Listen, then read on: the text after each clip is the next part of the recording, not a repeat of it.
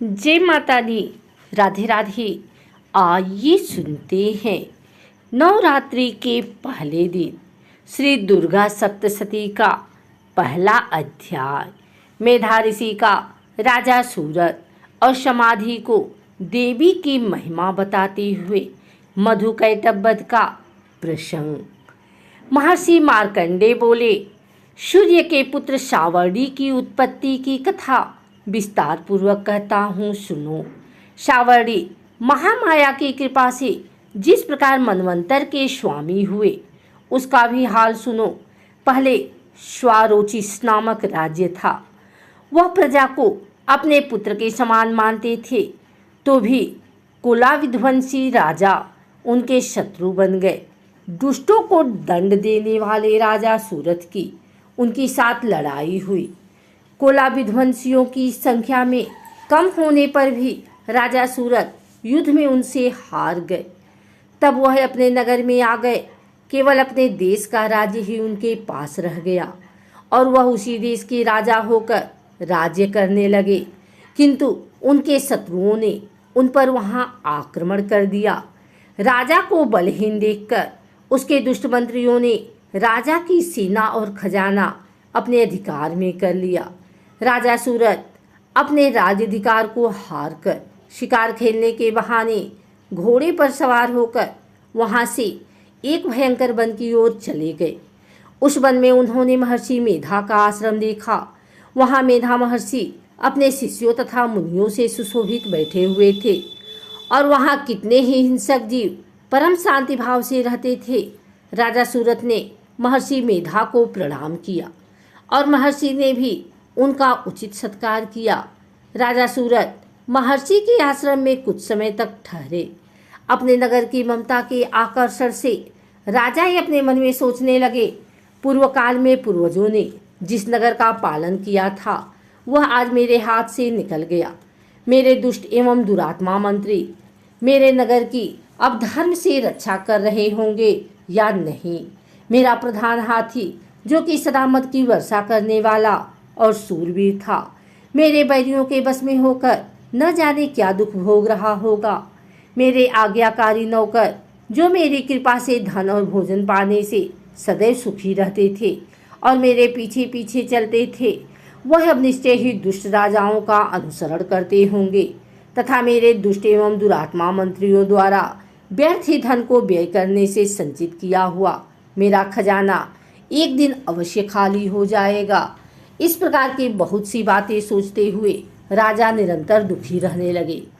एक दिन राजा सूरत ने महर्षि मेधा के आश्रम के निकट एक वैश्य को देखा। राजा ने उनसे पूछा, भाई तुम कौन हो? यहाँ तुम्हारे आने का क्या कारण है और तुम मुझे शोकग्रस्त अनमने से दिखाई देते हो, इसका क्या कारण है?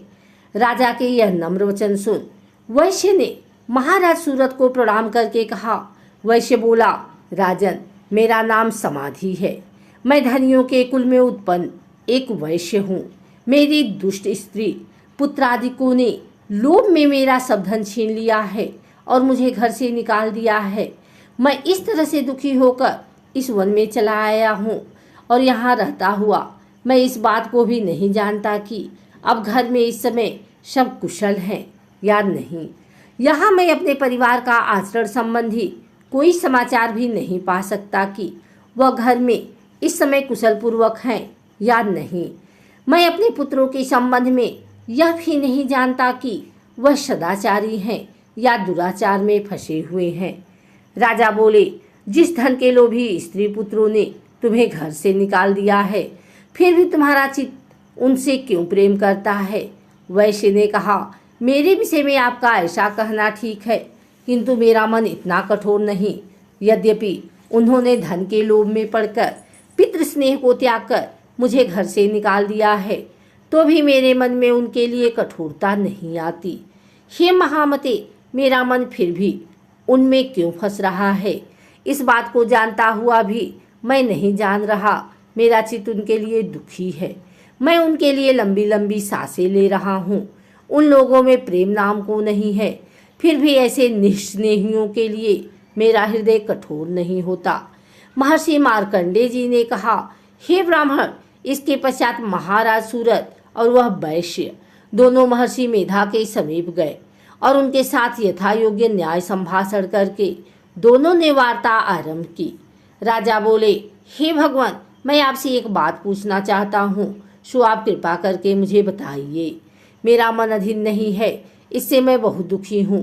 राज्य धन आदि की चिंता अभी तक मुझे बनी हुई है और मेरी यह ममता अज्ञानियों की तरह बढ़ती ही जा रही है। और यह समाधि नामक वैश्य भी अपने घर से अपमानित होकर आया है। इसके स्वजनों ने भी इसे त्याग दिया है। स्वजनों से त्यागा हुआ भी यह उनसे हार्दिक प्रेम रखता है। इस तरह हम दोनों ही दुखी हैं। हे महाभाग, उन लोगों के अवगुणों को देखकर भी हम दोनों के मन में उनके लिए ममता जनित आकर्षण उत्पन्न हो रहा है। हमारे ज्ञान रहते हुए भी ऐसा क्यों है? अज्ञानी मनुष्यों की तरह हम दोनों में यह मूर्खता क्यों है? महर्षि मेधा ने कहा, विषम मार्ग का ज्ञान सब जंतुओं को है। सबों के लिए विषय पृथक पृथक होते हैं। कुछ प्राणी दिन में नहीं देखते और कुछ रात को, परंतु कई जीव ऐसे हैं जो दिन तथा रात दोनों में देख सकते हैं। यह सत्य है कि मनुष्यों में ज्ञान प्रधान है, किंतु केवल मनुष्य ही ज्ञानी नहीं होता। पशु पक्षी आदि भी ज्ञान रखते हैं। जैसे यह पशु पक्षी ज्ञानी है, वैसे ही मनुष्य का ज्ञान है, और जो ज्ञान मनुष्यों में वैसे ही पशु पक्षियों में है, तथा अन्य बातें भी दोनों में एक जैसी पाई जाती है। ज्ञान होने पर भी इन पक्षियों की ओर देखो कि अपने भूख से पीड़ित बच्चों की चोंच में कितने प्रेम से अन्न के दाने डालते हैं। हे राजन, ऐसा ही प्रेम मनुष्यों में अपनी संतान के प्रति भी पाया जाता है। लोभ के कारण अपने उपकार का बदला पाने के लिए मनुष्य पुत्रों की इच्छा करते हैं और इस प्रकार मोह के गड्ढे में गिरा करते हैं। भगवान श्री हरि की जो माया है, उसी से यह संसार मोहित हो रहा है। इसमें आश्चर्य की कोई बात नहीं, क्योंकि वह भगवान विष्णु की योग निद्रा है। यह माया ही तो है जिसके कारण संसार मोह में जकड़ा हुआ है। यही महामाया भगवती देवी ज्ञानियों के चित्त को बलपूर्वक खींचकर मोह में डाल देती हैं और उसी के द्वारा संपूर्ण जगत की उत्पत्ति होती है। यही भगवती देवी प्रसन्न होकर मनुष्य को मुक्ति प्रदान करती हैं। यही संसार के बंधन का कारण है तथा संपूर्ण ईश्वरों की भी स्वामिनी है। महाराज सूरत ने पूछा, भगवान, वह देवी कौन सी है जिसको आप महामाया कहते हैं? हे ब्राह्मण, वह कौन कौन से हैं? प्रभु, उसका जैसा प्रभाव हो, जैसा स्वरूप हो, वह सभी कृपा कर मुझसे कहिए, मैं आपसे सुनना चाहता हूँ। महर्षि मेधा बोले, राजन, वह देवी तो नित्य स्वरूपा हैं। उनके द्वारा यह संसार रचा गया है, तब भी उनकी उत्पत्ति अनेक प्रकार से होती है। वह सब आप मुझसे सुनो। वह देवताओं का कार्य सिद्ध करने के लिए प्रकट होती हैं। उस समय वह उत्पन्न हुई कहलाती हैं। संसार को जलमय करके जब भगवान विष्णु योग निद्रा का आश्रय लेकर शेषशैया पर सो रहे थे, तब मधुकैटभ नाम के दो असुर उनके कानों से मैल से प्रकट हुए और वह श्री ब्रह्मा जी को मारने के लिए तैयार हो गए। श्री ब्रह्मा जी ने जब उन दोनों को अपनी ओर आते देखा और यह भी देखा कि भगवान विष्णु योग निद्रा का आश्रय लेकर सो रहे हैं, तो वह उस समय श्री भगवान को जगाने के लिए उनके नेत्रों में निवास करने वाली योग निद्रा की स्तुति करने लगे। श्री ब्रह्मा जी ने कहा, हे देवी, तुम ही स्वाहा, तुम ही स्वधा और तुम ही वसटकार हो। स्वर भी तुम्हारा ही स्वरूप है। तुम ही जीवन देने वाली सुधा हो। नित्य अक्षर प्रणव में अकार, उकार, मकार, इन तीनों में माताओं के रूप में तुम ही स्थित हो। इनके अतिरिक्त जो बिंद पद अर्धमात्रा है, जिसका कि विशेष रूप से उच्चारण नहीं किया जाता है, हे देवी, वह भी तुम ही हो। हे देवी, संध्या, सावित्री तथा परमजननी तुम ही हो। तुम इस विश्व को धारण करने वाली हो। तुमने ही इस जगत की रचना की है और तुम ही इस जगत का पालन करने वाली हो। तुम ही कल्प के अंत में सबको भक्षण करने वाली हो। हे देवी, जगत की उत्पत्ति के समय तुम सृष्टि रूपा होती हो, पालन काल में स्थिति रूपा हो और कल्प के अंत में संहार रूप धारण कर लेती हो। तुम ही महाविद्या, महामाया, महामेधा, महारात्रि और मोहरात्रि हो। श्री ईश्वरी और बोध स्वरूपा बुद्धि भी तुम ही हो। लज्जा, पुष्टि, तुष्टि, शांति और क्षमा भी तुम ही हो।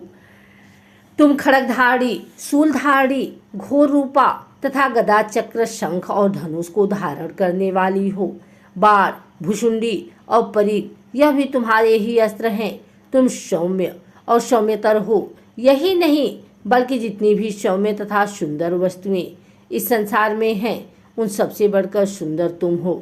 पर और अपार सबसे पर रहने वाली सुंदर तुम ही हो। हे सर्वस्वरूपे देवी, जो भी पदार्थ हैं और उनमें जो शक्ति है वह तुम ही हो। ऐसी अवस्था में भला तुम्हारी स्तुति कौन कर सकता है।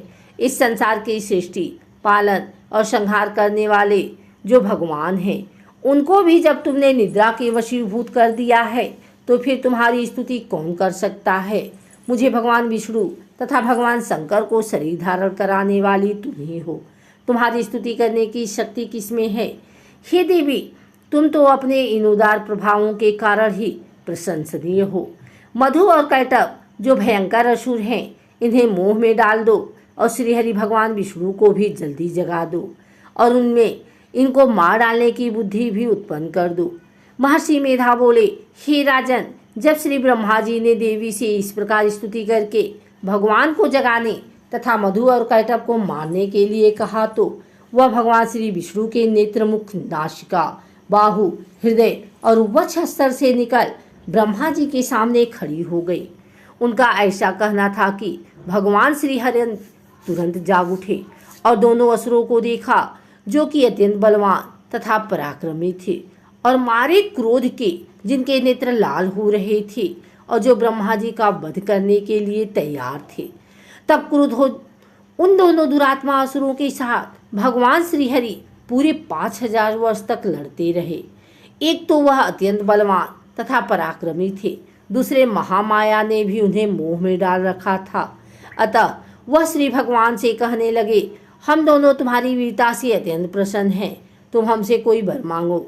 भगवान ने कहा, यदि तुम मुझ पर प्रसन्न हो तो अब तुम मेरे हाथों से मर जाओ।